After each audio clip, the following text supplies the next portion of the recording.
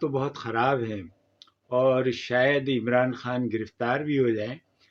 رانا ثناء اللہ خان نے تو ان کی گرفتاری کے تیاریاں مکمل کر رکھی ہیں، اور سوشل میڈیا پہ بھی اس بارے میں کہا جا رہا ہے کہ عمران خان کسی وقت بھی گرفتار ہو سکتے ہیں۔ آج انہوں نے جو تقریر کی ہے اس کا لب و لہجہ بھی بہت سخت تھا، اور انہوں نے ہمیشہ کی طرح فوج اور ہمارے ریاست کے اداروں پر الزامات لگائے، اور وہ تمام باتیں دہرائی جو وہ پچھلی تقریروں میں بھی دہراتے رہے ہیں، اور اس بات کا اعادہ بھی کیا کہ وہ سڑکوں پر رہیں گے، اور دھمکی دی کہ اب فیصلہ جو ہے وہ سڑکوں پر ہی ہوگا۔ لیکن صورتحال جو ہے وہ اس وقت بہت سنگین ہے۔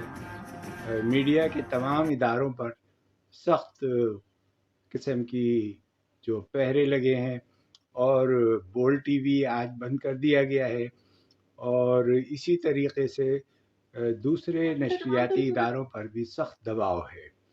تو سوشل میڈیا پہ بھی آپ جو ٹرینڈ دیکھیں گے ان میں خاصی لوگ احتیاط کر رہے ہیں، اور آئندہ 24 گھنٹوں میں لگ رہا یہ ہے کہ بہت سی پکڑ دھکڑ ہو سکتی ہے۔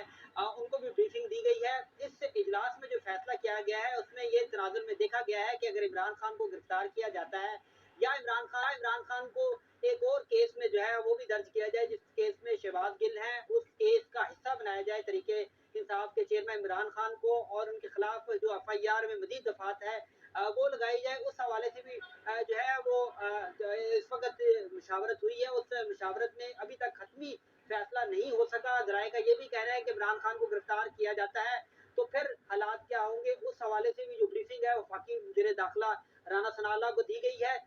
اس وقت اگر کیا صورتحال ہے، اس وقت ایف آئی آر تھانہ مرگلہ میں درج تو کر لی گئی ہے، لیکن تاحال اس پہ کارروائی کب ہوگی یہ ابھی تک جو ہے سامنے۔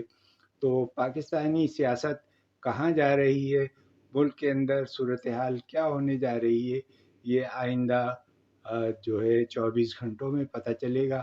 لیکن یہ بات طے ہے کہ عمران خان جو ہیں وہ اپنی مہم جاری رکھیں گے، وہ اپنے لوگوں کو اسی طریقے سے موبلائز کرتے رہیں گے، وہ سڑکوں پر نکلیں گے، اور اسی طریقے سے ان کا جو کام ہے اور سیاست ہے وہ جاری رہے گی، اور وہ بھی اپنے عزم پختہ ہیں کہ اپنے مخالفین کو وہ آخری حد تک لے جائیں گے۔